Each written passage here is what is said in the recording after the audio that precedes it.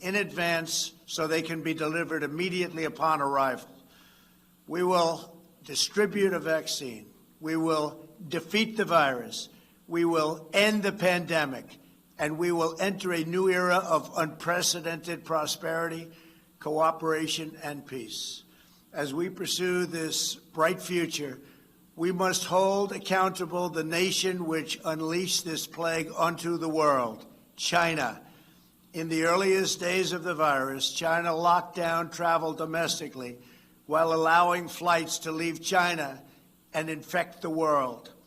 China condemned my travel ban on their country, even as they canceled domestic flights and locked citizens in their homes. The Chinese government and the World Health Organization, which is virtually controlled by China, falsely declared that there was no evidence of human-to-human transmission.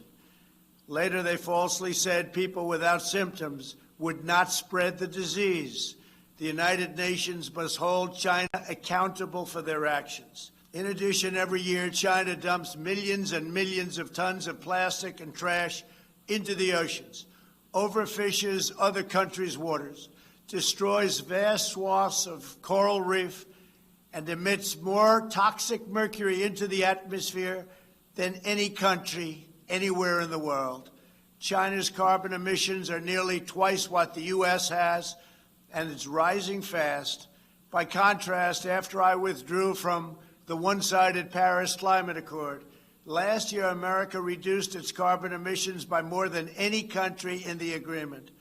Those who attack America's exceptional environmental record while ignoring China's rampant pollution are not interested in the environment. They only want to punish America, and I will not stand for it. If the United Nations is to be an effective organization, it must focus on the real problems of the world. This includes terrorism, the oppression of women, forced labor, drug trafficking, human and sex trafficking, religious persecution, and the ethnic cleansing of religious minorities. America will always be a leader in human rights. My administration is advancing religious liberty, opportunity for women, the decriminalization of homosexuality, combating human trafficking, and protecting unborn children. We also know that American prosperity is the bedrock of freedom and security all over the world. In 3 short years, we built the greatest economy in history, and we are quickly doing it again.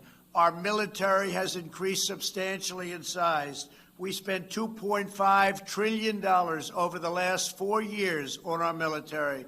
We have the most powerful military anywhere in the world, and it's not even close.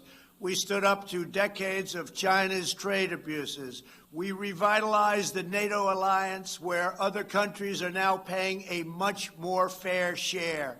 We forged historic partnerships with Mexico, Guatemala, Honduras, and El Salvador to stop human smuggling.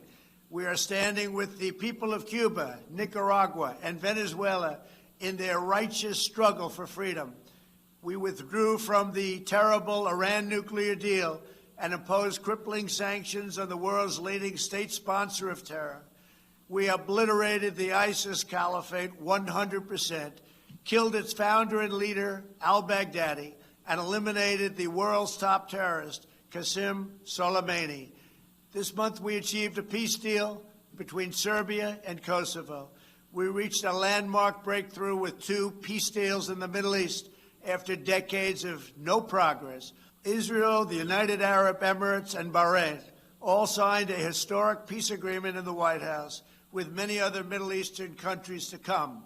They are coming fast, and they know it's great for them and it's great for the world. These groundbreaking peace deals are the dawn of the new Middle East. By taking a different approach, we have achieved different outcomes, far superior outcomes.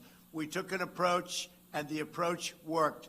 We intend to deliver more peace agreements shortly, and I have never been more optimistic for the future of the region. There is no blood in the sand. Those days are hopefully over. As we speak, the United States is also working to end the war in Afghanistan, and we are bringing our troops home.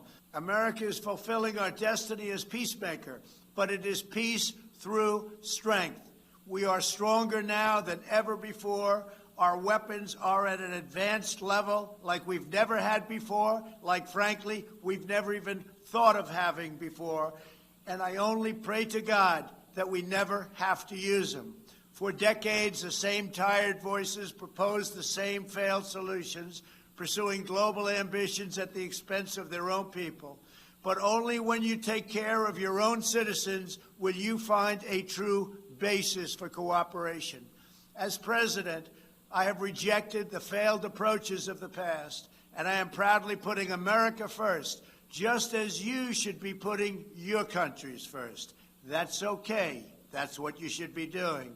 I am supremely confident that next year, when we gather in person, we will be in the midst of one of the greatest years in our history, and frankly, hopefully, in the history of the world. Thank you. God bless you all. God bless America.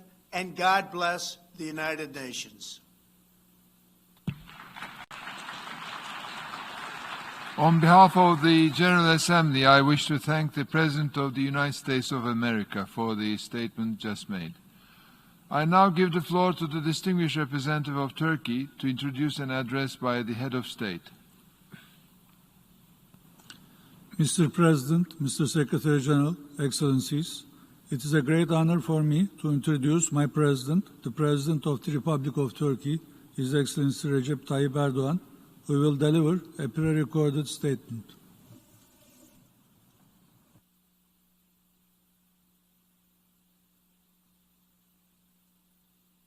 Sayın Başkan, değerli devlet ve hükümet başkanları, Sayın Genel Sekreter, kıymetli delegeler, sizleri şahsım ve